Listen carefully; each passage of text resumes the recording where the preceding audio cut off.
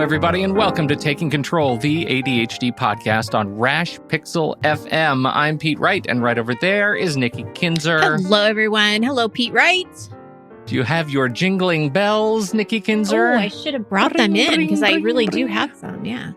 Yeah, no, it's important. This is our last real official show of the year. We're going to take a little time off over the holidays, and so that's fantastic for us. It is. It's nice to get a little break in the year. It's a good break. And come back in 2020. Yeah, but today we are doing a little bit of reflection, talking about some of the things that were important to us this year, things that we've been thinking about, and taking on a few questions from the listeners. Now, I just have to say as a preamble, Nikki. Yes. We got so many questions.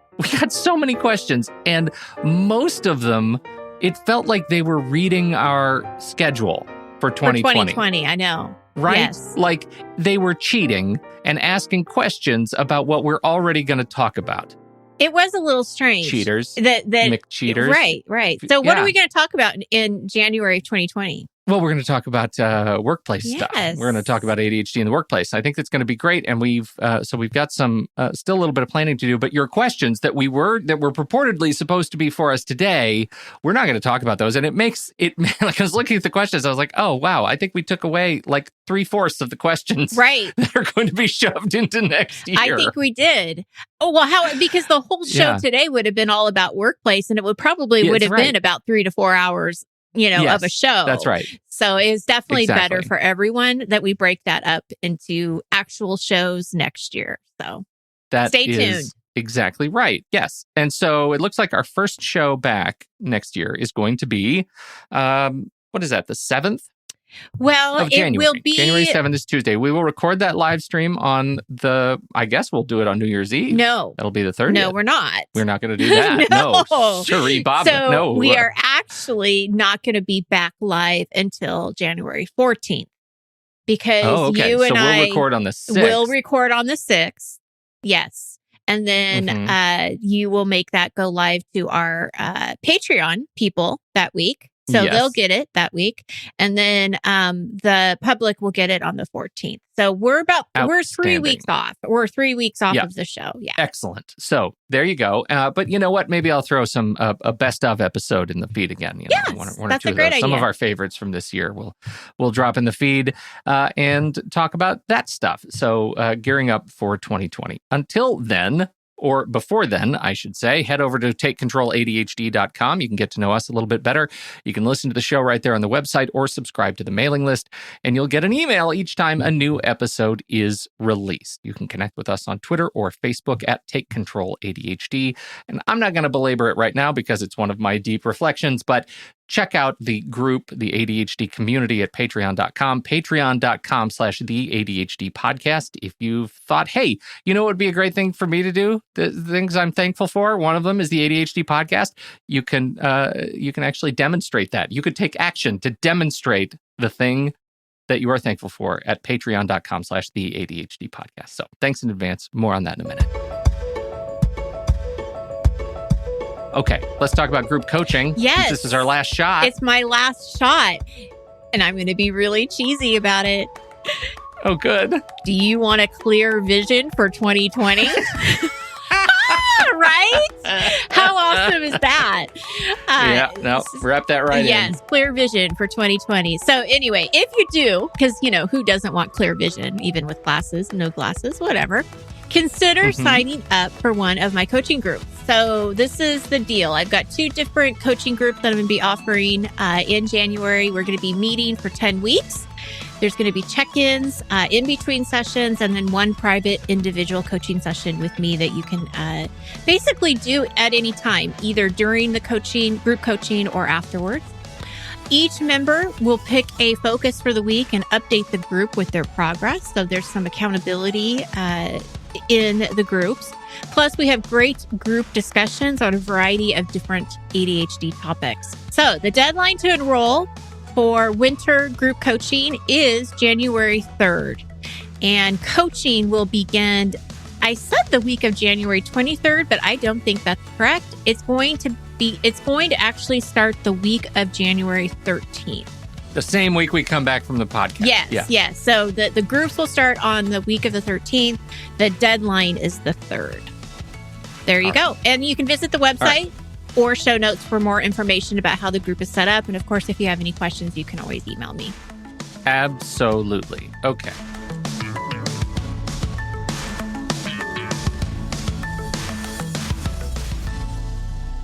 Let's talk about reflections. What are the things you're very excited about from this year? Oh, there's been so many things. I think, as you were saying before, or at least what I think you were leading to, is the Patreon group has been fantastic. It has been very inspirational and has just been a really great added piece to this show and to our lives and to the people that we are communicating with. And so I love to see it grow. I love to see the support. So to me, that's been one of the biggest highlights of the year for sure. The new merchandise. Wow. Well, that's super fun. That's fun. Who would have thought that we would have merchandise? Well, you've always thought that. I've wanted it for a long time. You've always wanted it. True. Yeah. And so I think that's pretty cool that we're able to provide that.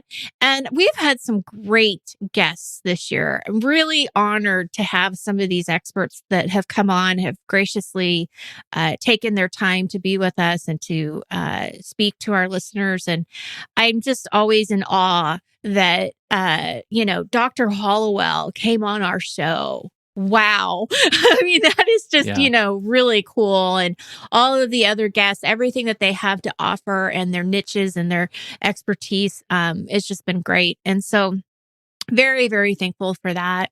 And, as a coach, I'm grateful to the podcast too, because we get to put our message out there. And that's a lot of how I'm able to be a coach, because then people are listening and they want to have that one-on-one coaching and they talk to me and they feel like they already know me and know you. And so that's been great too. It's all tied into the podcast, which is a big, big part of what I do, what you do. And it's just been a great year. I love it.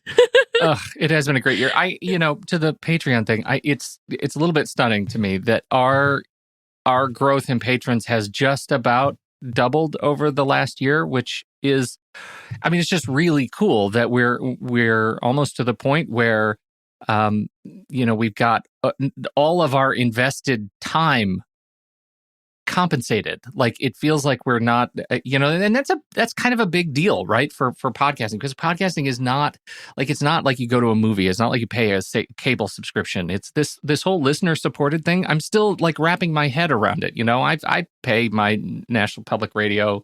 Like I'm a member of our little community there, but I've never really stopped to think about it until I was a recipient of it. Mm-hmm. Like, what that means. Like, these are people that I support who are out there doing their jobs and reporting on the news, and I support them with a little bit because I want to contribute to them feeding their family.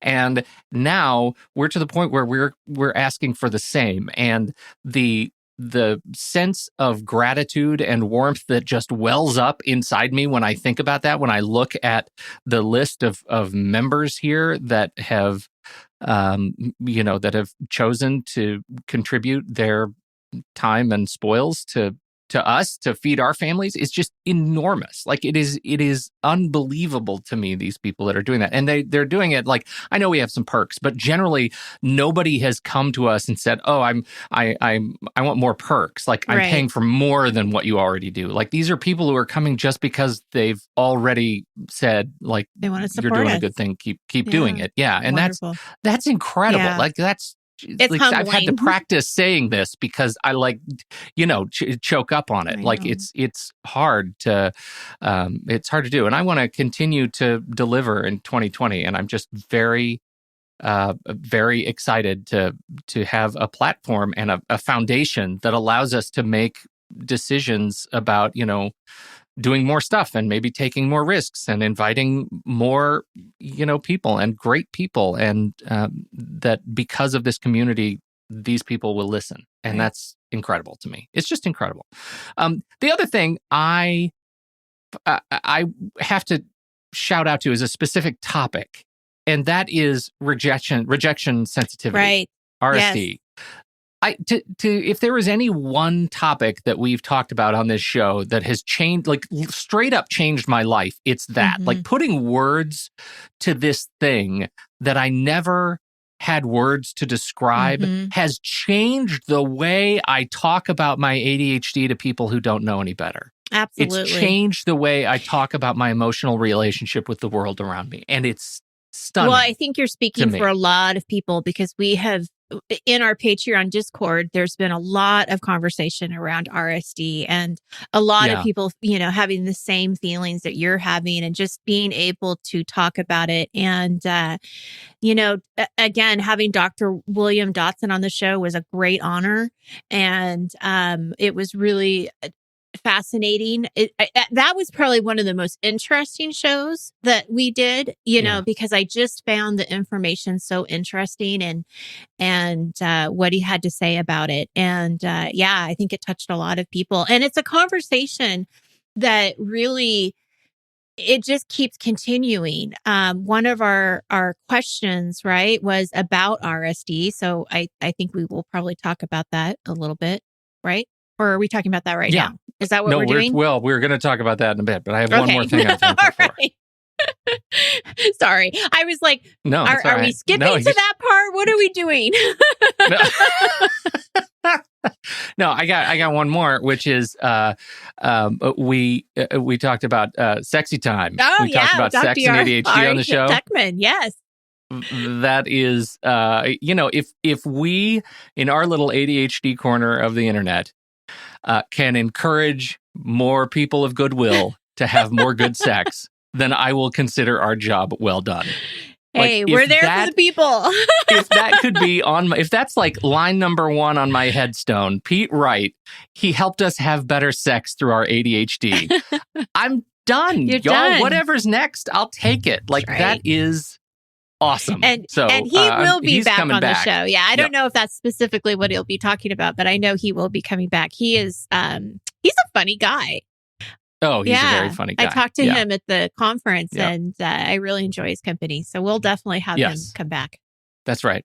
So that's it. Now, we've already talked about our challenges with questions about the workplace. So if you came here, if you're watching the live stream and you're like, oh, I really wish you would talk about my workplace, hang on. We're going to come back to that next year. Next year. When you want better vision for 2020. That's right.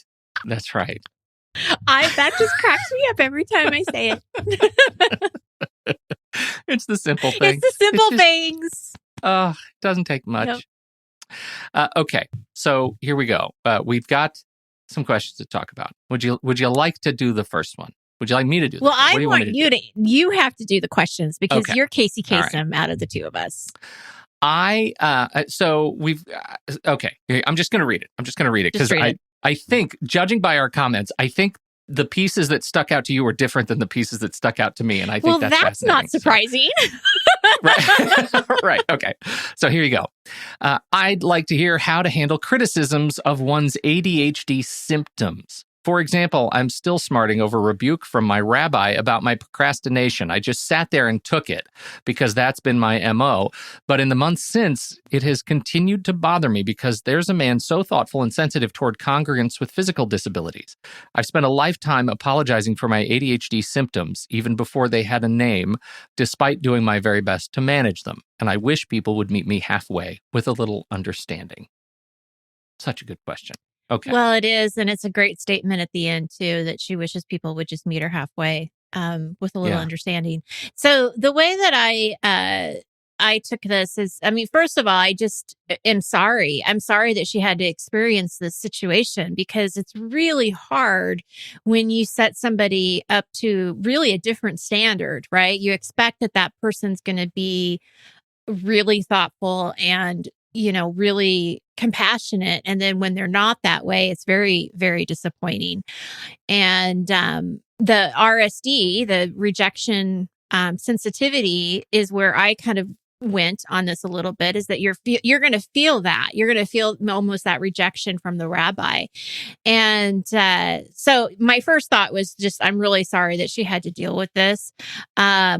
second thought was to say, again, to just remind her that she's not broken, and that she's doing the best that she can with her ADHD symptoms. Um, and I think that with the rabbi, it's a little bit different situation. But if you have other people too that you're feeling this type of rejection from, or this kind of situation where you feel like you have to apologize all the time, my recommendation is, look at who you are surrounding yourself with, who are the people around you, and try to maybe spend as less time with those people that aren't meeting you halfway if you can, because it's not worth your time and energy. We know that we can't change people's minds. We can't necessarily make somebody be a more empathetic person. And so Right. I would say, really think about who you're paying your attention to, and stay connected to the people that do understand you and really care about you. Something that I didn't say, and I don't know if you're going to say this or not, but I also think it's fine to stand up for yourself. And I know that that's really hard when you're in that kind of situation. But there's something to say too about standing up for yourself. Maybe not necessarily having to apologize. We know that there's different ways to say things, where it's not you always saying you're sorry. But I really just, it makes me sad just to hear that she just took it. And there's something Yeah. about that really bothers me. That's exactly where my head was going to, Nikki. It's like that line is the one that stuck with me.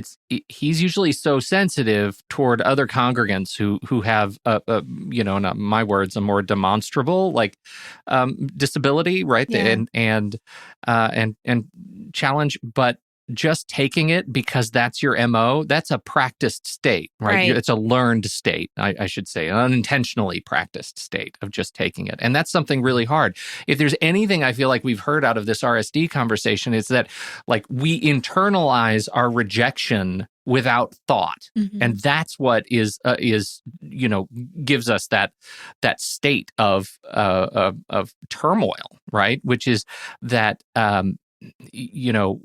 we don't take any action to respond and to educate on our experience. We've learned to take it. Mm-hmm. We've learned to just kind of accept it and move on, and we get to own all of the feelings about it. But I would just say to the questioner, when's the last time you wrote out a few lines to help frame this conversation yourself? Now that you have some words to put to it, this is RSD, this is my experience with ADHD. Doing that gives you a chance to control a dialogue about your ADHD with somebody who clearly needs to have that conversation and clearly needs to have a eye-opening conversation about your worldview. And I think to have that in your words, just in your back pocket for those moments when you need to pull it out, and not in a antagonistic way, but just in a way to describe this is what I live with every day, and it's just as much of a challenge because of the fireworks up here. Mm-hmm. For me to sit still, for me to have a conversation in a class, for me to whatever. Right. That's the one that I agree, stuck with me, because it's. I really believe this is a worldview education issue in this particular context. Yes, I do too. Very good. Okay. Tough one. I know. All right, it let's is. do an easy one. This one, and I'm going to say, I say that I shouldn't say it's an easy one because I've struggled a long time with this one. My question is about the meal planning show. So the show focused on meal planning for dinner and a family, where I'm interested in knowing how to meal plan for one person and for breakfast and dinner. Also, I get overwhelmed from all my choices because I have so many posts from Facebook and Instagram and Pinterest. Plus, I have a ton of cookbooks that I want to use. Okay. Not easy. It's not easy. It's not. And I completely relate to this question because I have, I don't save the recipes on Facebook or Instagram, but I certainly do on Pinterest. And I have a ton of cookbooks that I would love to go through and use. So I understand how overwhelming it could be. Now, as far as how would you meal plan for one person? Honestly, I would say use the exact same concepts for one person as you would the family. So you can go back and listen to that show. There isn't anything different except for how much you make. right? So you're cooking for one.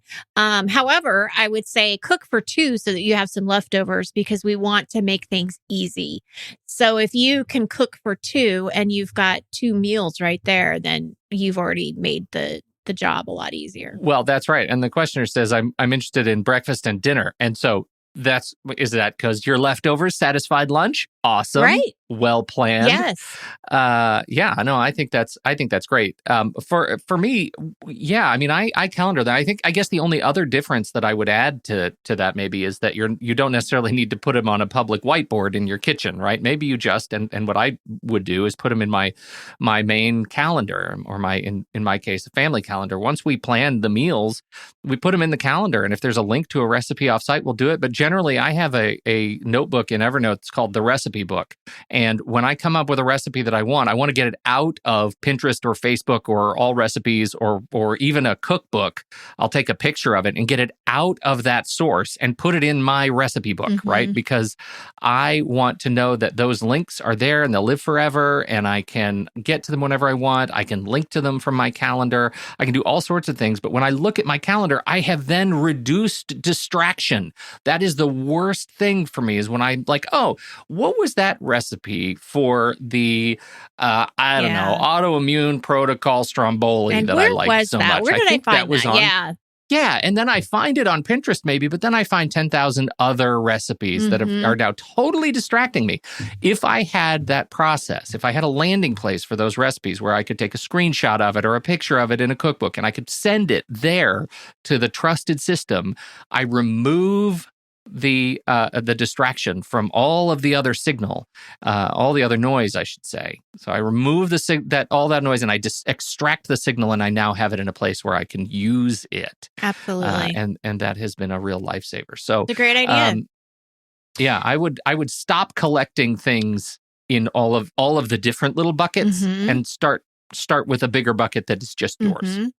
Well, and one of the things that I think helps the decision making is having those favorite meals somewhere listed out too, so that you're not part of meal planning. I think part of the reason it's hard, at least for me, is that I don't remember everything that we like. I don't remember all of the options. And so when you're not hungry or you're not really craving anything, it's hard to even know where to start. So if you have that list of what your favorite meals are for breakfast, lunch, and dinner, you have these proven recipes, and maybe that list is in Evernote or however you want to organize it. But I think that helps the decision making, because then you can just quickly look at that and see what you're distracting me right now. What do you have here? I did. You see what I did there? I'm sharing my recipe book with you. You can see it in the live stream right now. Okay. This is my recipe book. And this is my paleo autoimmune protocol Stromboli. Oh, so you weren't lying. What I love so much about that was really I'm true. not lying. No, okay. it's legit and so good. But you can see what I like so much about having my bucket and having it organized by date of recency. So I can see what am I interested in this week, right? I can see that slow cooker buffalo chicken sliders on sweet potato buns is amazing. And I literally mean a sweet potato. It's incredible. I can actually see these things, and they're right up top. So I can schedule them, and link back to these individual notes and know that these are the things that I'm most interested in right now. And so it's a great way to do that. And I just love being able to clip straight to this thing that I own, right? It's mine. It's not Pinterest. If I'm going to distract myself with other recipes, it's other recipes generally that I know and have either tried or have demonstrated that I want to try. And that's huge. Very cool. So look at you. All right. 528 recipes in there. Wow. It can be a little distracting. Wow. It's all right. Well, one thing I do want to say is if you do want to do a new recipe, zero in on one recipe and then take it, put it in Evernote, do whatever you want to do with it, but then don't look at anything else, right? We just want to focus on the one that you want. And if it works, then you can add it to your favorites. So we want to just keep simplifying. So this note, sometimes I share, right, this whole recipe book with my wife in Evernote. And sometimes I'll get so distracted that she will open up her version of Evernote on her phone and she will text me just the recipe out of the recipe book that we already have. So Oh. I'm not saying it's completely like distraction free. Right. Sometimes I actually count on my accountability buddy to just say, just look at your text. Don't look at any other Just apps, look at just that. your text. And that's what you 'Cause need to know. sometimes I need it. But it's, I mean, that's how we do it. So this listener that asked the question actually has a recommendation too. She said that she started using the meal service called Freshly. She gets 6 pre-made meals a week, which I just microwave to eat. And I use these for lunch, so I don't have to worry about lunches. So that's why she doesn't have the lunch on there. The meals are really good, and it really helped me not feel so overwhelmed by the whole meal planning. So those meal services, I know that there's lots of them. That can also be a great solution for people. Look at these lovely meals. I know, looks great. Buffalo chicken. Freshly it looks like a lovely service. They've got some incredible meals just this week. Look at this. And I'm not even getting an affiliate program. I've never even heard of Freshly. I haven't either. So this is a great cauliflower bolognese. Oh, that sounds good. Yes. That cauliflower, that's a utility veg right there. You can do anything with cauliflower. That's right. There's some lovely stuff on here. So here's an interesting thing. 6 meals a week, $10 a meal. That's about right. Great. Yep. Nice and affordable. All right. So lots of Next stuff out there. question. Yep. Okay. So next question, Pete. Go ahead, Casey. All right. I'm curious about job hunting strategies that are friendly for the ADD brain, keeping motivation high, dealing with rejection, how to keep momentum and stick to routines when there is no schedule, etc. There's a lot buried in that. Well, this could definitely be something that we will probably continue the conversation next year because this is a big topic. Yep. And I actually have a couple of clients now who are in the job hunting arena, and so it's hard to find things that are friendly for the ADHD brain. That's for sure. Yeah. But, as much as you can have a plan in place. And what I mean by that is how much time do you want to focus on job hunting? If you are not currently working, then is this something that you can plan to do a little bit during the day? Schedule it kind of like a job, have some kind of structure that, from 10 to 2, you're going to be looking at your resume. You're going to be looking at job opportunities. It's that structure that will make it a little bit more of a routine that will help you it will help you move forward or keep moving forward. The problem that I see with even my current clients is that, they know that they need to do things, but the motivation's not there. And it's really hard to find that motivation when you're feeling all of these things, right? And depending on how you're leaving your last job. And I mean, there's just a lot going on. So as much structure and accountability and help and support that you can get, I think can really help. Breaking the job hunting process down into steps, it can feel very overwhelming. So really just look at what's the first thing you need to do. Maybe that's just review your resume. After you review and update your resume, do you want somebody else to look at it? I highly recommend that you do. You don't necessarily need to pay for somebody to look at it, but do have a friend or somebody edit it and look at it. If you're going to be filling out applications, maybe get all of the information into one document that an application would be asking for. So it's very easy for you to cut and paste and refer back to when applying. So making that a simpler situation where you're not having to rethink, over and over again, what you did in this job or whatever. If you can set goals for yourself to kind of quantify the process, I've done this before with other clients where they'll say, well, I'd like to have at least 3 applications by the end of the day, or I'd like to have my resume done by the end of the week. That gives you a goal. It gives you something to focus on where you don't have to focus on everything else. And so that can be really helpful. When you're at the point where you're ready to do interviews, I highly recommend that you practice and prepare for those interviews. Have somebody that you work with, or not work with, but somebody you trust, and do a mock interview and research that company and have your questions prepared, because you're going to be interviewing them just as much as they're interviewing you. So you want to make sure it's the right fit for you. If you're having a hard time getting started, work in sprints. We know that can be really effective where you're only doing maybe 15 or 30 minutes at a time. And dealing with the rejection, oh man, we go back to the RSD, right? It is just a hard and complicated and sticky situation. I would encourage you to look at where you can possibly grow and learn from your past interviews. Think about how you worded things. Is there a different way to maybe do it? But I got to tell you, Pete, when it comes to jobs and things that I just believe that the universe has our back. And I think that if you didn't get that job, then it probably wasn't the right job for you. For whatever reason, it wasn't the right one. So you keep trying and you keep looking for that right one. And it may take some time, right? Because we know with RSD, depending what's going on, it can take a lot of time. But being patient with yourself and knowing that that's what's happening, because again, what we said is it's giving you words to what you're feeling. And that's what I would say.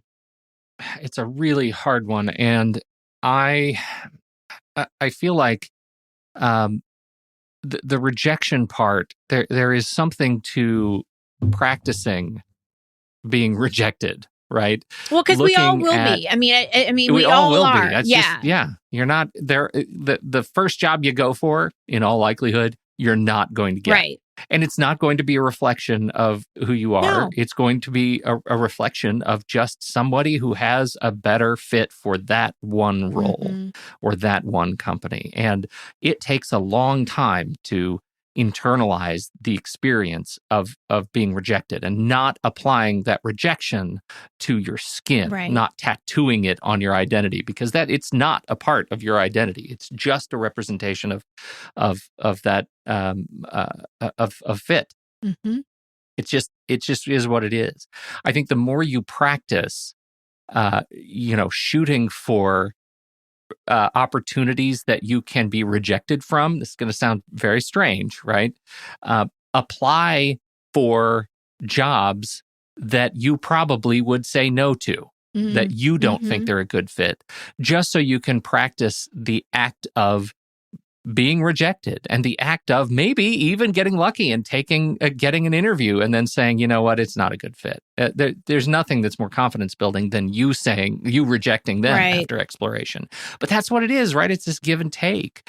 The thing that came to me when I first read this question actually took me back a few years, Nikki, to to the sorting process, right? The organizing process, the steps in the organizing process. The thing that overwhelms me the most, and that I'm having flashbacks of that because we're going through the college application process right now, is keeping applications and status updated over time, right? And I feel like approaching the system to keep yourself organized can help you maintain confidence and momentum. The worst thing that I think happens for me is when I start a process and just have a stack of stuff, and will fill out an application or I'll go to an online form. They're the worst, right? You're applying for a job and you get an online form and you fill it out and you hit submit and you don't remember what you put in there. And you don't have any record that you did it, or maybe you took a screenshot of a submission page, but you don't remember the answers to questions. Like, those things will trip you up, and they are cumulative, right? They'll trip you up worse the second time than the first. And it just adds over and over until you have a mountain of things that you don't remember you've already done. So putting some attention to, how you're going to track your stuff. A great idea. This is the thing that I think merits a longer show, which is actually, setting up your life for the job hunt process, right?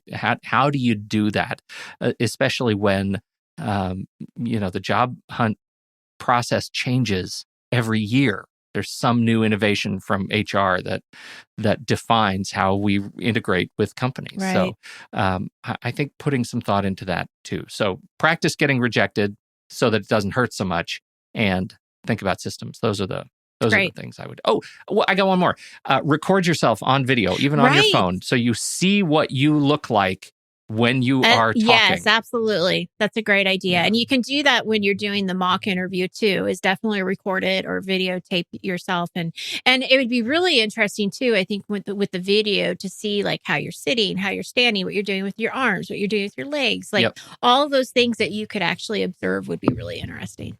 Next question. I'd be interested in a follow-up show on the topic of rejection, sensitivity, dysphoria. Well, we've just been talking about that. Guidance we can do other than medication to manage the inevitable emotional turmoil that comes from rejection. Even when I know rationally it's no big deal, it'll pass, and it's just my sensitivity kicking in, my nervous system doesn't want to cooperate, and it takes a while to regain normalcy. When I'm in it, I'm distracted, sensitive, and more scattered. It may take hours, a day, sometimes more to pass, depending on how big the slight or my perceived slight. Big productivity killer, the typical let it go advice does not work. Scratch that off the list. Oh, absolutely. And this is a beautiful definition of what this means, right? I mean, she or he is defining what RSD means. And oh man, again, I wish that you and I could give out some really clear strategies and say, this is what you need to do, and this is how it's going to make it go away. But the reality is there's just no way we can do that. And I wish I could do a follow-up show on RSD, and I hope that we can. But really, I mean, I feel like it is so complicated, and it's so much a part of ADHD, and it's so it boggles my mind. Like, I mean, you know, I'll just be honest. It's like, it boggles my mind. And I wish I could give relief. And, you know, I think that the awareness part is really good because now we do have words to say how we're feeling and we understand what's going on. I would always encourage people to, when you're feeling the RSD really strongly all the time, I really encourage you to go talk to a therapist and get that counseling to help sort out your feelings. Look for those triggers and ways to cope. Pete and I, you know, and I'm going to speak for you a little bit, Pete, but you can correct me if you'd like. I wish I knew more about how to deal with this. I really do. Yeah. And it's just as new to me too, because when he said those things and he was explaining it, I didn't have words to it until Dr. Dotson did. Yeah. Yeah, no, I think that's really true. And so in many respects, like just talking about it is kind of new, to certainly to me. Like it's just new to the language. Still practicing the language. I would say letting it go is not what you want to do. I don't want to let it go. I want to understand it. I want to understand what is it that's doing this. I have a gross analogy that I think about. Have you ever had the athlete's foot? You ever get the athlete's foot? I never have, but I was always worried about it in college. So I'd wear flip-flops in the dorm showers. That's smart. Yeah. That's smart. I just got over it. Okay. And it took weeks and weeks and weeks. And I thought at one point, you know what? Just take the toes. I don't need them. Just take them. It's awful. It's like, it is something that I didn't invite upon myself. I didn't use risky locker room behavior. Yes. Right? It's just something that happened from somewhere, from someone, and it started eating my skin. Oh, I'm so sorry. And that, to me, it's RSD. Yeah. RSD is the athlete's foot of our emotional regulatory system, and it's terrible, and you can't control it. All you can do is clean it and don't pick at it, because that does make it worse, and eventually it passes. But until you've gone through it, you don't know that it passes. Right. Once you have words to describe the experience, you recognize it will eventually pass. Mm-hmm. And hopefully you understand your what it takes for you to treat it better the second time than the first, and the third time than the second. And eventually you get to the point where it's there and you know it hurts, and you can look at it and you can stare at it and hopefully distance yourself from the intimate experience and the uncertainty of it. And that, I think, is the important part for me. When I'm in an RSD kind of reactive situation, I have to find a way to give myself that out of body experience that says, okay, I'm going to step out of my emotional system and I'm going to watch, because I know that when I do that, I know that guy over there, he's going to move through this, but I have to be able to move on with my day. And so I don't have an answer, and I'm sure we will have more people this coming year talking about this and have more guests as we learn to explore this too. Absolutely. But man, that athlete's foot analogy, that's a good a lock, one. Right? Gross, but not going to forget it. That's for sure. Right. I live to serve. That's right. Okay. Last question. A show about fidgeting, how it helps with focus, how to integrate fidgets to your life. Let's talk about fidgeting and the different types of fidgets that are out there now. And this is a very good question. And I don't think as adults we talk about fidgets enough. Probably we don't. And maybe we will have a show on it, but I definitely wanted to talk about it a little bit today, because we don't talk about it enough with adults. Nope. And so I want to talk, first of all, a little bit about what happens when you're working with when you're playing with a fidget toy, and why it does help. So what happens is research shows that physical activity, so when you do something, it increases the level of neurotransmitters, specifically the dopamine, right, in the brain. And that is what controls focus and attention.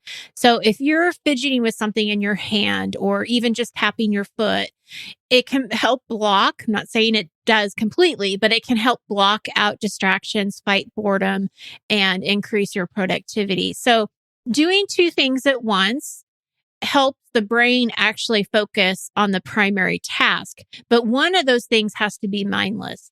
So that's why having a something fidgety, like I like the smooth rock. Yes, you've got like a ring thing. I have this I think is a dog toy. Is it? It's just a very dense rubber dog toy. I have that, and I have a smooth piece of wood. This is a smooth wood block is my desktop fidget toy. So I have a smooth stone that I put in my hand, and it helps me stay focused. And so whatever that is for people, but this is a mindless task, right? So I could be doing a podcast and still have this in my hand, and I'm technically I'm doing two things at once, but one is pretty mindless.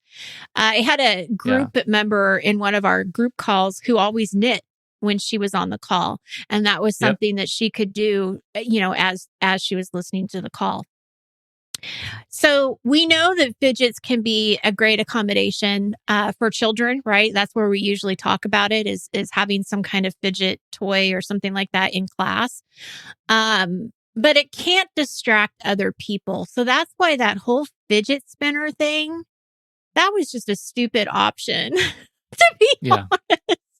Like, because what happened is people without ADHD were taking those things and they were spinning them around and causing all kinds of chaos in the classroom. And the people that really did need a fidget, all of a sudden now is downplayed that they really need a fidget.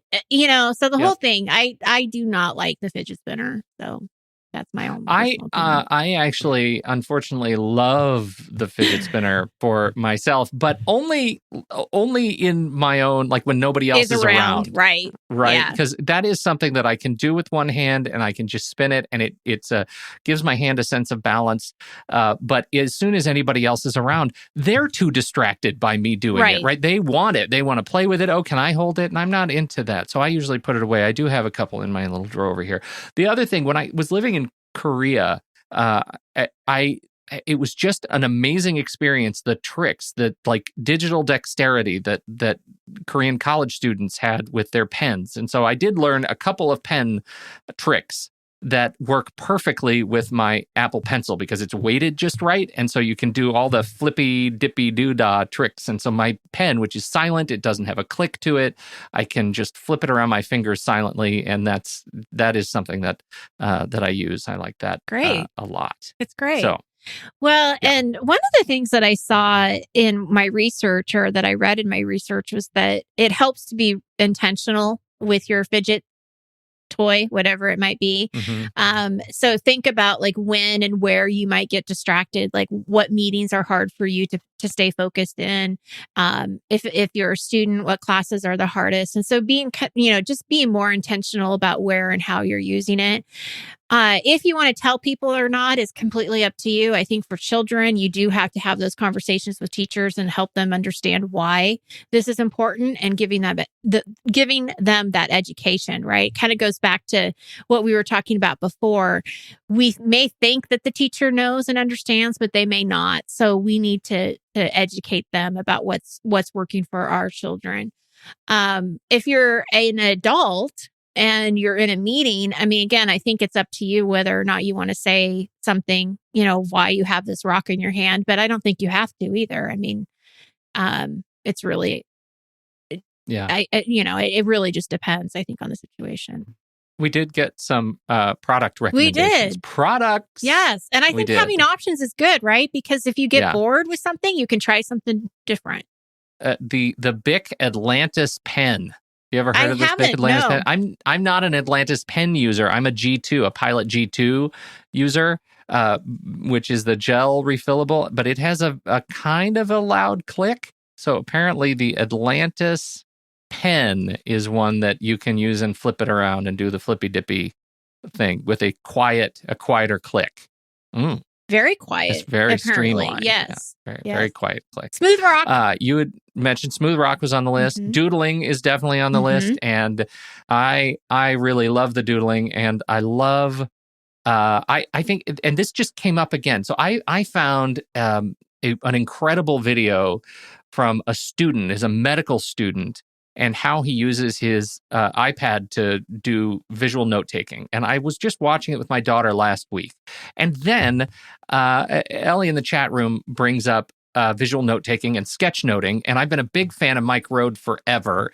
The whole idea of taking your ideas and making them like visual notes with big block print or drawings to help illustrate concepts rather than the traditional outline. We've talked about this in our note-taking before, but I think we need to do more of an in-depth kind of dive into what these tools allow you to do and to teach yourself to draw a simple set of shapes that allow you to doodle more effectively, more satisfyingly, because doodling is a massive benefit for me, and I know a lot of people in the community too. So that's one. I don't know what a pick-apart cork is. What's a pick-apart cork? Well, this was actually an idea that came from one of my clients because she was picking at her fingernails all the time. So there is actually a word for it, and I don't even want to say it because I will just ruin the word because I don't pronounce things very well. But do you know what I'm talking about? It's like trichotillomania.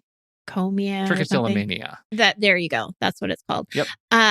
Picking apart a cork. If you can actually go online and find a pick apart a cork like fidget toy, and it just allows you to pick at the cork. So instead of picking at your nails or your hands or whatever, you're picking at the cork. It's pretty clever, really. Now, the only thing is you're going to have to clean up your mess. So if you're at a meeting or something like that, you're going to have to like scoop it up.